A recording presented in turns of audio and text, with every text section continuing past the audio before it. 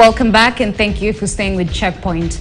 Defense Cabinet Secretary Cs Duale on Sunday warned the Shaabab militants with intentions of disrupting the Lamu Port, South Sudan, Ethiopia transport project that the government will deal with them ruthlessly. The Lapset Corridor program is Eastern Africa's largest and most ambitious infrastructure project, bringing together Kenya, Ethiopia and South Sudan. The project consists of 7 key infrastructure projects, starting with a new 32-berth port at Lamu in Kenya.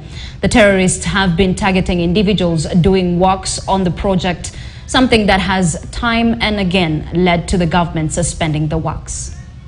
Wanaua watu sasa wamekosa mahali ya kuingia, kuanzia Boni Forest, Lamu mpaka BP2 wa Mandera.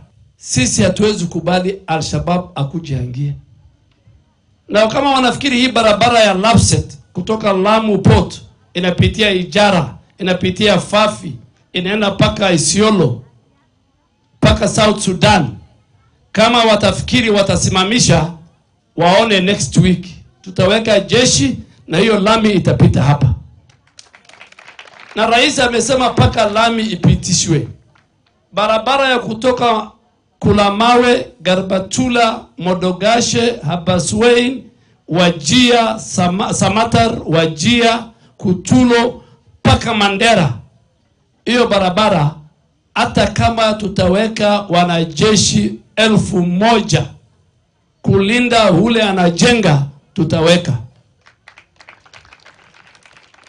We will protect the citizens and critical infrastructure, including the Lapset Port, the Lapset Corridor, and all other government installations from any criminal activity, including terrorist. Another